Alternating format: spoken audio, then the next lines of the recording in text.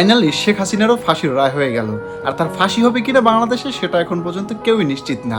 তবে বাংলাদেশের একটা সমস্যা হলো কি, একটা জিনিস এই পাস হয় আবার সেটা ফেল হয়ে যায়। মানে হলো একটা আইন পাস হওয়ার পরে সেই আইনটা কয়েকদিন পর থাকে না। একটা মানুষ ওপেনলি সবাইকে দেখাইয়ে অপরাধ করার পরেও তাকে যখন ফাঁসির আসামি করা হয়, তাকে যখন যাবজ্জীবন কারাদণ্ড দেওয়া হয়, তারপরও দেখা হয় ওই লোকটাই কিছুদিন পরে কিভাবে যিনি বের হয়ে যায়, হয়তো বা জামিনে অথবা অন্য কোনো কালো ক্ষমতার জোরে। জানি না কোনোদিন আওয়ামী লীগ ক্ষমতা আসতে পারবে কিনা। যদি আওয়ামী লীগ ক্ষমতা আসতে পারে তাহলে এই যে শেখ হাসিনার নামে যে ফাঁসির আদেশ হয়েছে, রায় হয়েছে, এগুলো কোনো কিছুই থাকবে না।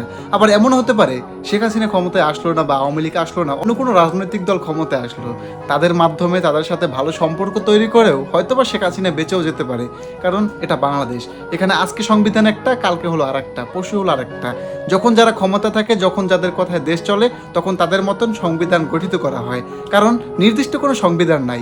বিগত প্রায় 30-40 বছর আগে থেকেই সংবিধান একটার পর একটা চেঞ্জ হতে আছে।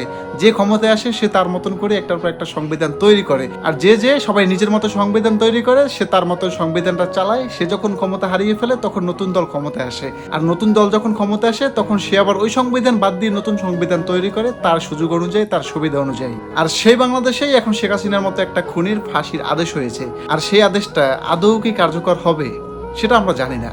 আর হলেও হতে পারে, নাও হতে পারে, কারণ এটা বাংলাদেশ। আর যাই হয়েছে বা যাই হোক, আমরা চাই বাংলাদেশে যেন সবসময় সুষ্ঠু বিচার হয়, প্রত্যেকটা আসামির যেন সঠিকভাবে বিচার করা হয়, প্রত্যেকটা অপরাধীর যেন সঠিকভাবে বিচার করা হয়, এটা আমরা বাংলাদেশে চাই। আর কোনো রাজনৈতিক দল যেন শেখ হাসিনার মতন এমন হতে না পারে, সেদিকে সকলের খেয়াল রাখতে হবে। আর এই যে বিচার ব্যবস্থা যদি এভাবে ক্ষমতায় দল থাকার পরেও থাকে, তাহলেই কিন্তু বাংলাদেশটা একটা সোনার বাংলাদেশ হতে পারবে। নয়তো এই বাংলাদেশ আবার সেই শেখ হাসিনার আমলের মতনই হয়ে যাবে, যদি আমরা ভালো না হই, আমরা রাজনৈতিক দলগুলো যদি ভালো না হই, আমরা যদি ক্ষমতা পেয়ে আবার যদি যে যার মতন করে সংবিধান পরিবর্তন করে লই, যে যার মতো ক্ষমতার বলে আদালত, থানা, পুলিশ এগুলোকে আবার যদি নিজেদের মতো করে নেয়, নিজেদের মতো যদি অপরাধে জড়িয়ে যায়, তাহলে সে আগের মতনই সে বাংলাদেশ তৈরি হবে। তাহলে এখানে শেখ হাসিনার ফাঁসি হওয়ার কোনো প্রশ্নই আসে না।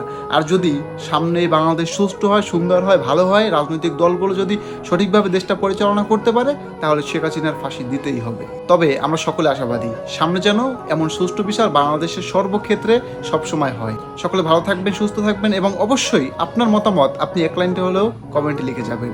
সকলে ভালো থাকবেন। আসসালামু আলাইকুম।